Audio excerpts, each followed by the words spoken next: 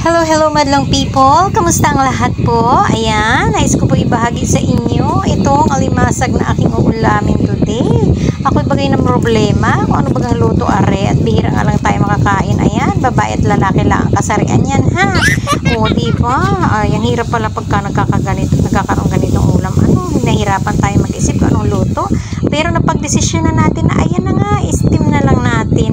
Kasi ayan na lang pinakasimpleng luto at saka hindi na tayo magastusan diyan ba. Ayan na nga. Ayain na siyang i-steam lang dyan. Konting betchin and asin lang at yan. Kalat-kalat lang natin yung sabaw para naman manuot sa mga alimasag natin yung lasa.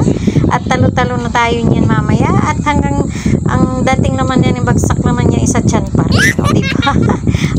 Diba? Okay na yan. Makakatipid pa tayo. Masyado pa kayong mahal ang mga sahog ngayon. Maging practical lang tayo. Kung may pera ka, edi go. Pwede mo pang magluto ng mas masarap yan. Pero ako wala kasi. Kaya yan. Ganyan na yan. Diba? Walang pera pero may alimasag. Excuse me. Bigay lang yan. Thank you for watching.